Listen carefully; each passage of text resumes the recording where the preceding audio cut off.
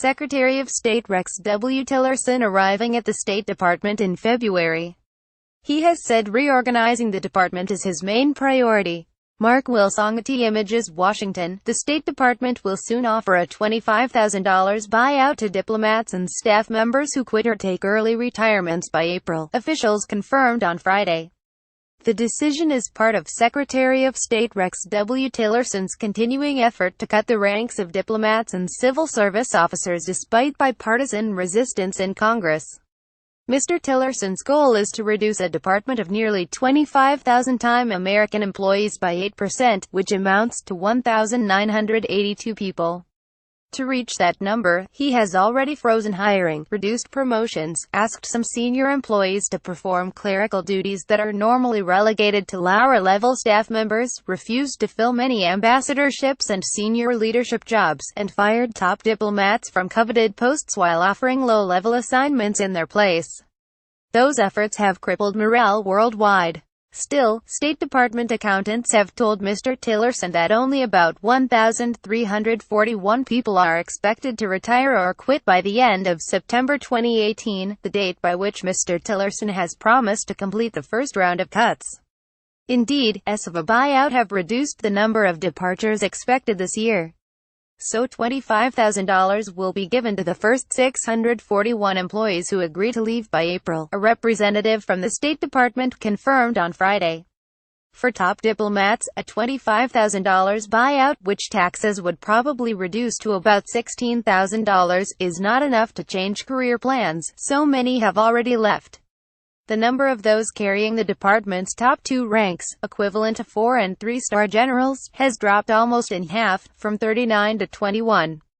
And nearly 20% of those with 2-star equivalent ranks have signaled their intention to leave in what is an unprecedented exodus, according to an accounting provided by the American Foreign Service Association, whereas the mandate to pull the Foreign Service team from the field and forfeit the game to our adversaries. Barbara Stevenson, the union's president, asked in a letter to membership this week. Mr. Tillerson is in the middle of a department-wide reorganization, an effort he has called his most important priority. But the staff reductions have nothing to do with that overhaul, according to those briefed on the plans. Because the buyouts are voluntary, many who take the money and leave are likely to have skills or be in jobs that Mr. Tillerson is hoping to maintain or increase in a reorganized department. Instead, the cutbacks are meant to make a down payment on the 31% budget cut that President Trump proposed for the department this year. That Congress rejected that suggestion and largely maintained the department's budget has not affected Mr. Tillerson's plans, a fact that is likely to infuriate many on Capitol Hill. These actions are going to harm our security and our ability to lead on the global stage, said Representative Eliot L. Engel of New York, the senior Democrat on the House Foreign Affairs Committee. In September, when the Senate Appropriations Committee unanimously approved a bill to maintain the department's funding at prior levels, Senator Lindsey Graham, Republican of South Carolina, issued a statement, saying, "Now is not the time for retreat, now is the time to double down on diplomacy and development." But Mr. Trump has repeatedly indicated that he wants fewer diplomats. Asked about the many vacancies at the State Department, Mr. Trump said in an interview with Laura Ingraham of Fox News, "Don't forget, I'm a business person and I tell my people, when you don't need to fill slots, don't fill them. But we have some people that I'm not happy with there." Pressed about critical positions like the Assistant Secretary of State, Mr. Trump responded in a statement that has since reverberated around the State Department. "The one that matters is me," he said. "I'm the only one that matters because, when it comes to it, that's what the policy is going to be." Similarly, when President Vladimir V.